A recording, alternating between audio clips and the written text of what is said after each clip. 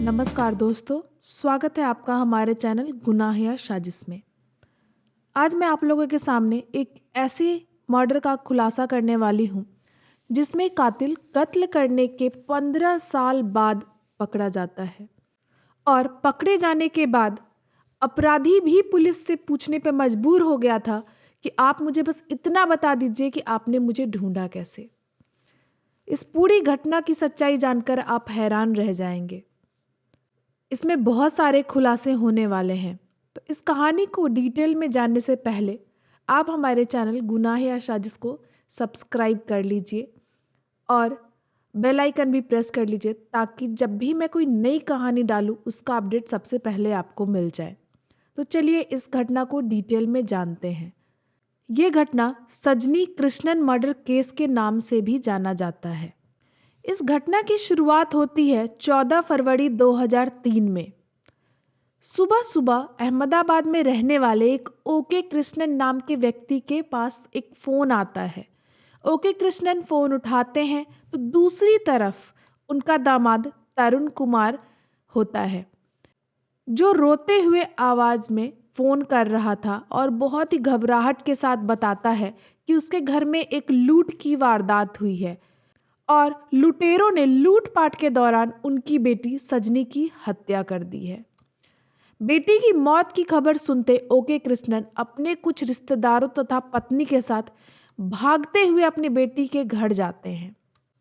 जब ये लोग वहां पहुंचते हैं तो देखते हैं घर का पूरा सामान बुरी तरह से बिखरा हुआ है। सामने ही जमीन पर उनकी बेटी की लाश पड़ी हुई है और उसके गले में दुपट्टा बंधा हुआ है। उसके बगल में ही उनका दामाद तरुण बैठकर बहुत जोर जोर से रो रहा है। सजनी को जमीन में उस स्थिति में देखने के बाद वहां इकट्ठा हुए लोग तुरंत सजनी को अस्पताल में ले जाते हैं, मगर अस्पताल में उसे मृत घोषित कर दिया जाता है। अब तक इस घटना की जानकारी वहीं भीड़ में से उपस्थित कुछ लोग अहमदाबाद पुलिस को भी दे देते हैं। खबर मिलते ही पुलिस भी मौके वारदात पे पहुंच जाती है और मामले की जांच करनी शुरू कर देती है। पहली नज़र में देखने से लूटपाट के दौरान की गई हत्या का मामला लग रहा था। इसके बावजूद पुलिस ने एक एक चीज़ को बहुत ही बारीकी के साथ जांच करना शुरू कर देती है और घटनाक्रम को समझने के लिए मृत पाई गई महिला सजनी के पति तरुण से भी पूछताछ शुरू करती है। इस पूछताछ के दौरान भी तरुण बहुत जोर जोर से रोता रहता है और बहुत ही चीखता चिल्लाता रहता है। इस कारण पुलिस ज़्यादा दबाव देकर उससे कुछ पूछताछ नहीं करती, बल्कि शव को पोस्टमार्टम के लिए भेज देती है और आगे की कार्रवाई शुरू कर दी जाती है। जब पुलिस इन्वेस्टिगेशन के लिए आती है तो अपने साथ अपना कुत्ता भी लेके आती है जो पुलिस को इन्वेस्टिगेशन में मदद कर सके। और जब पुलिस इन्वेस्टिगेशन कर रही थी तो पुलिस के साथ आया हुआ पुलिस का कुत्ता बार बार तरुण के ऊपर ही भौंक रहा था। कुत्ते की इस हरकत से वहां मौजूद लोगों को भी तरुण पे शक होने लगता है। सबको लगता है कि इस लूटपाट और हत्या में कहीं तरुण का हाथ तो नहीं, बट इस स्थिति को देखते हुए और तरुण की कंडीशन को देखते हुए लोग इस संभावना से इनकार कर देते हैं। तरुण का रोना यही खत्म नहीं होता। जब तरुण को अंतिम बार हॉस्पिटल में सजनी को देखने के लिए बुलाया जाता है तब भी कुत्ता उस पर भौंकता रहता है। कुत्ता इतना भौंकता रहता है तरुण के ऊपर कि कुत्ते की इस हरकत को नज़रअंदाज करना मुश्किल हो जाता है और मामले की जांच आगे बढ़ती है।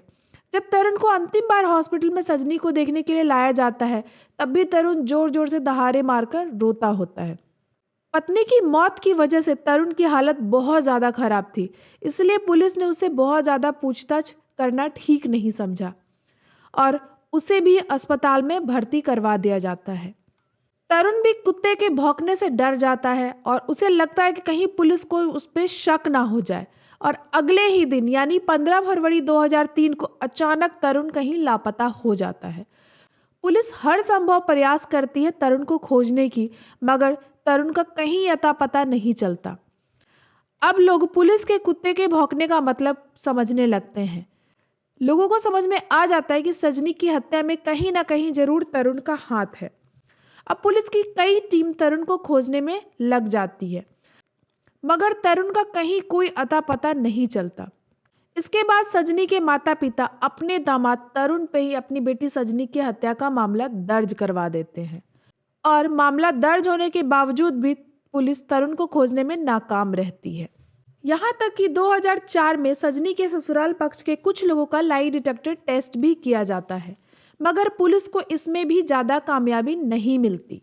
सजनी की हत्या होती है 2003 में और अब आ चुका था साल 2006, लेकिन अभी तक पुलिस सजनी के कातिलों को नहीं ढूंढ पाई थी, ना ही पुलिस तरुण का कुछ पता लगा पाई थी। सजनी के घर वाले काफी दुखी और परेशान थे। सजनी के पिता काफी परेशान थे और इंसाफ मांगने के लिए गुजरात के तत्कालीन मुख्यमंत्री नरेंद्र मोदी के पास जाते हैं। उस समय गुजरात के मुख्यमंत्री नरेंद्र मोदी थे। पहले कई बार कोशिश करने पे ये नरेंद्र मोदी से मिलने के लिए नाकामयाब रहते हैं, मगर लास्ट में इनको मौका मिल जाता है और ये मोदी से मिलते हैं और अपनी पूरी कहानी सुनाते हैं। अब पब्लिक में भी काफ़ी हंगामा फैल चुका था और पब्लिक के दबाव, और अब ये घटना गुजरात के मुख्यमंत्री को ही पता था। उनके प्रेशर की वजह से पुलिस फिर से एक्टिव होती है और फिर से वो सजनी के कातिलों को ढूंढना शुरू कर देती है और जांच को आगे बढ़ाती है। इसके बाद 2006 में एक बार फिर से इस केस की फाइल दोबारा खोली जाती है, फिर से जांच शुरू होती है। जांच की जिम्मेदारी तत्कालीन कमिश्नर शर्मा को दी जाती है। समय बदल जाता है, साल बदल जाता है, महीना बदल जाता है, अफसर बदल जाते हैं, लेकिन सजनी के कातिलों का कुछ पता नहीं चलता, ना ही सजनी के पति तरुण का कहीं अता पता चलता है। अब साल आ जाता है 2012। पुलिस अभी भी जांच में लगी होती है, लेकिन इस मामले में अभी तक कुछ खुलासा नहीं हो पाता है। फिर पुलिस की एक टीम अपने पहले टारगेट सजनी के पति तरुण को ढूंढना शुरू कर देती है। इसके पीछे की सोच यह थी कि अगर तरुण मिल गया तो बहुत से सवालों के जवाब यूं ही मिल जाएंगे। इसीलिए अगले कुछ महीने में पुलिस के द्वारा कई हजार लोगों की प्रोफाइल की जाँच की जाती है। इतना ही नहीं, इन लोगों से जुड़े एक एक मोबाइल नंबर और मोबाइल नंबर पे आने वाले और जाने वाले कॉल डिटेल्स की भी जांच की जाती है और सभी नंबर के डिटेल्स निकाले जाते हैं। ऐसे करते हुए कई महीने निकल जाता है और इस दौरान पुलिस की कई टीम लगभग 1 लाख से ज्यादा मोबाइल नंबर की कॉल डिटेल्स पे जांच कर चुकी होती है, मगर किसी भी नंबर का कनेक्शन तरुण नाम के व्यक्ति से नहीं निकल पाता है। शुरुआती जांच में पुलिस को बस नाकामी हाथ लगती है।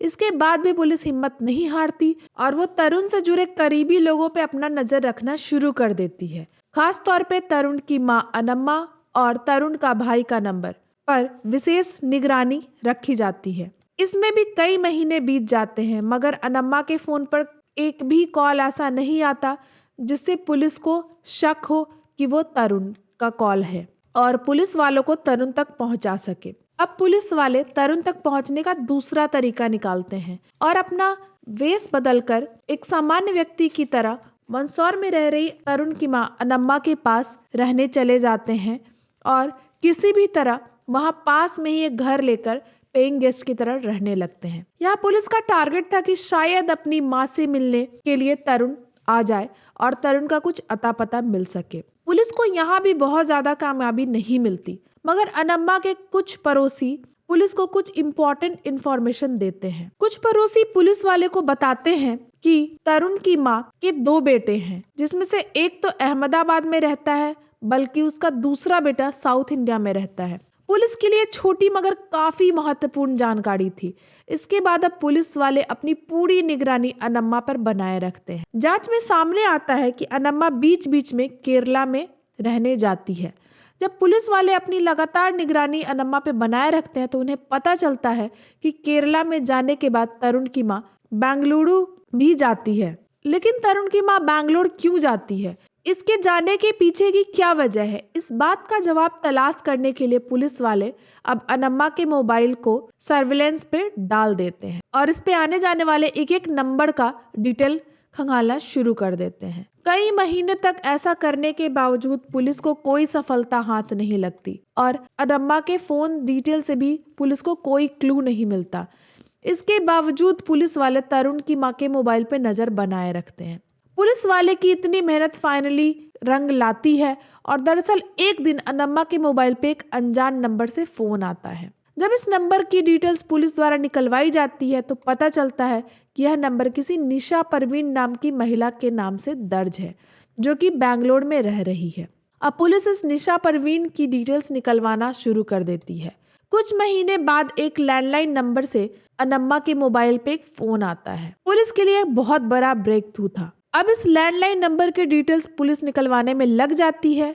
पुलिस जब उस लैंडलाइन का डिटेल निकलवाना शुरू करती है तो उसे पता चलता है कि ये नंबर बेंगलुरु में ओरेकल इंडिया प्राइवेट लिमिटेड नाम के एक मल्टीनेशनल कंपनी में काम करने वाले एक व्यक्ति के नाम पे दर्ज है। अब पुलिस की एक टीम तुरंत ओरेकल इंडिया कंपनी के ऑफिस पहुंच जाती है।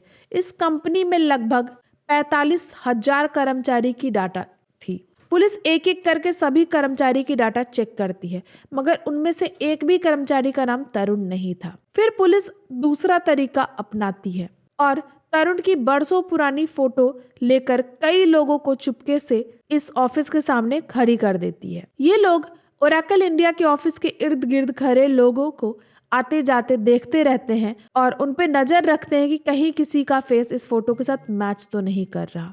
कई दिनों कई महीनों के मेहनत के बाद फाइनली एक व्यक्ति दावा करता है कि इस फोटो में दिख रहे एक शख्स की तरह एक व्यक्ति को उसने इस बिल्डिंग में जाते हुए देखा है। पुलिस जब उस तरुण जैसे दिखने वाले व्यक्ति का डिटेल कंपनी से पता करती है तो कंपनी की ओर से कहा जाता है कि पुलिस जिससे तरुण बता रही है वो दरअसल ओरेकल इंडिया का एग्जीक्यूटिव प्रवीण बटेली है। पुलिस को समझ में आ जाता है कि यहाँ तरुण ने अपनी पहचान बदलकर काम कर रही है और अपनी जानकारी छुपा रखी है। अब अहमदाबाद क्राइम ब्रांच की टीम जल्द ही छापा मारकर तरुण को पकड़ना चाहती थी, मगर पुलिस वाले अपना यह प्लान बदल देते हैं क्योंकि उन्हें लगता है कि अगर तरुण को इस बात की भनक भी लग गई तो वो फिर से लापता हो जाएगा। अब पुलिस तरुण को पकड़ने के लिए सिर्फ क्राइम ब्रांच का एक अधिकारी इंस्पेक्टर अनिल चौधरी को सिविल ड्रेस में ऑफिस के अंदर भेजा जाता है। इस दिन तरुण नाइट ड्यूटी कर रहा था। Inspector Anil Chaudhary civil dress में सीधा तरुण के केबिन में जाते हैं और बिना कुछ बोले बिना कुछ पूछे उसे बोलते हैं, हेलो मिस्टर तरुण, और उसकी तरफ हाथ बढ़ाते हैं। 15 सालों में पहली बार उस शख्स को किसी ने तरुण कहकर पुकारा था। तरुण नाम सुनते ही सामने मौजूद व्यक्ति के होश उड़ जाते हैं और वो पसीने पसीने हो जाता है। हेलो मिस्टर तरुण सुनते ही सामने वाला शख्स अपना हाथ इंस्पेक्टर की तरफ बढ़ा देता है। इससे यह कंफर्म हो जाता है कि सामने मौजूद व्यक्ति दरअसल में तरुण ही है, जो कि प्रवीण बटेले के तौर पे कंपनी में काम कर रहा है। तरुण की पहचान होते ही इंस्पेक्टर अनिल तुरंत नीचे मौजूद अपनी टीम को खबर करते हैं और वो तुरंत तरुण को अरेस्ट कर लेते हैं और बोलते हैं, तरुण तुम्हारा खेल अब खत्म हो चुका है, चुपचाप मेरे साथ चलो। तरुण अब समझ चुका था कि 15 सालों से जिस पहचान को उसने छुपा के रखा था पुलिस ने उसका पता लगा ही लिया, इसलिए वह भी बिना विरोध किए पुलिस के साथ चलने लगता है। चलते हुए तरुण बस पुलिस से एक ही सवाल पूछता है कि आप मुझे बस इतना बताओ कि आपने मुझे ढूंढा कैसे। अक्टूबर 2018 को तरुण को गिरफ्तार करके अदालत में पेश किया जाता है, जहां से आगे की पूछताछ आरंभ होती है। पुलिस सबसे पहले 15 साल पहले होने वाले सजनी के मर्डर के बारे में तरुण से पूछताछ करना शुरू करती है। इसमें बड़ा खुलासा करते हुए तरुण बताता है कि दरअसल घर में कोई चोरी नहीं हुई थी, बल्कि सजनी के साथ शादी करके वह खुश नहीं था। वास्तव में तरुण का लव अफेयर किसी और के साथ चल रहा था, मगर परिवार वाले के दबाव में आकर वो बैंक में काम करने वाली सजनी नाम की महिला से मिलता है और 2002 में सजनी से शादी कर लेता है। बहुत जल्द वो शादी से परेशान हो जाता है और वैलेंटाइन डे के मौके पर अपनी गर्लफ्रेंड से वादा करता है कि वह उसे बहुत बड़ा गिफ्ट देने वाला है। इसके बाद वो भोपाल में स्थित अपने हीरा पन्ना अपार्टमेंट में आता है तथा अपनी पत्नी को दुपट्टे से गला दबाकर हत्या कर देता है। इसके बाद वो घर का सारा सामान इधर उधर फेंक देता है और फिर घर में लूटपाट होने का नाटक करता है। पहले तो पुलिस का कुत्ता तरुण पे शक जताता है, उसके बाद शुरुआती पूछताछ और जांच में शक की सुई तरुण की तरफ घूमती है। इस कारण मौके का फायदा उठाकर अगले ही दिन तरुण वहां से भाग जाता है। यहाँ से भागने के बाद वो अपने गर्लफ्रेंड के पास जाता है और उससे कहता है, मैंने अपनी पत्नी की हत्या कर दी है, अब तुम मुझसे शादी कर सकती हो। इतना सुनते ही उसकी गर्लफ्रेंड उसे धक्का देकर कहती है कि तुम यहाँ से निकल जाओ, मैं किसी हत्यारे से शादी नहीं कर सकती। तरुण के खुलासे के मुताबिक इसके बाद वो भोपाल में रह रहे अपने एक दोस्त प्रवीण भाटले के पास जाता है। प्रवीण भाटले तरुण का कॉलेज में जूनियर हुआ करता था। यहाँ आकर तरुण प्रवीण को बताता है कि उसे बिजनेस में बहुत ज्यादा नुकसान हो गया है। अब उसके पास ना घर है, ना पैसा, ना ही कोई और है जिसके पास वो जा सके, इसलिए उसे काम की तलाश है। तरुण की हालत देखते हुए प्रवीण उसे अपने कोचिंग संस्थान में बतौर इंग्लिश टीचर रख लेता है। यहाँ काम करते हुए तरुण के दिमाग में शैतानी आइडिया आता है। वह धीरे धीरे प्रवीण के काफी नजदीक आ जाता है। फिर उसका पर्सनल कंप्यूटर भी यूज करना शुरू कर देता है और इसी दौरान चुपके से प्रवीण के सभी डॉक्यूमेंट्स और कॉलेज सर्टिफिकेट को स्कैन कर लेता है। तरुण उन सारे डॉक्यूमेंट्स में प्रवीण की जगह अपनी फोटो लगाकर खुद को प्रवीण भाटले के तौर पे जीना शुरू कर देता है। इन्हीं फर्जी कागजों का इस्तेमाल करके तरुण प्रवीण भाटले के नाम पे पासपोर्ट समेत दूसरे कई सरकारी डॉक्यूमेंट भी बनवा लेता है। कुछ समय तक इधर उधर समय बिताने के बाद वह फिर 2012 में बैंगलोर चला जाता है, जहां वो प्रवीण के डॉक्यूमेंट्स के दम पे ओरेकल इंडिया प्राइवेट लिमिटेड में एक अच्छी नौकरी भी हासिल कर लेता है। इस नौकरी के बदले कंपनी उसे अच्छी खासी सैलरी दे रही थी और कंपनी की ओर से वो 3 बार अमेरिका भी जा चुका था। सबसे बड़ी बात यह है कि इतना सब कुछ होने के बाद भी उसके फर्जी डॉक्यूमेंट का पता किसी को नहीं चलता, ना एयरपोर्ट अथॉरिटी को, ना पुलिस को, और तरुण पकड़ा नहीं जाता। 2012 में ही प्रवीण की मुलाकात निशा नाम के लड़की से होती है। कुछ दिनों तक दोनों मुलाकात करते रहते हैं। फिर प्रवीण निशा को बताता है कि एक एक्सीडेंट में उसके माता पिता की मौत हो गई थी। तरुण की बनी बनाई कहानी सुनकर निशा तरुण के प्यार में पड़ जाती है।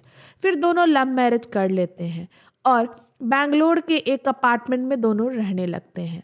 शादी के बाद जब कभी तरुण के माता पिता बैंगलोर आते तो तरुण उसे निशा से कहता कि मेरे चाचा और चाची हैं, और दोनों उनके साथ रहते। समय के साथ तरुण और निशा के 2 बच्चे भी होते हैं और दोनों खुशी खुशी बैंगलोर में रह रहे होते हैं। इन सभी खुलासे के बाद तरुण को गिरफ्तार करके जेल भेज दिया जाता है। फिलहाल तरुण जेल में है और इस मामले में तरुण की पत्नी निशा से पूछताछ की जाती है तो निशा बताती है कि वह इस शख्स को केवल प्रवीण भाटले के तौर पे जानती है। तरुण अभी भी जेल में है और उसका केस चल रहा है। ये घटना यहीं पे समाप्त होती है। इस घटना से भी हमें काफी कुछ सीखने को मिलता है। अपने डॉक्यूमेंट्स के साथ बहुत केयरफुल रहें। कभी अपनी पर्सनल चीज़ें किसी को इस्तेमाल करने के लिए ना दें।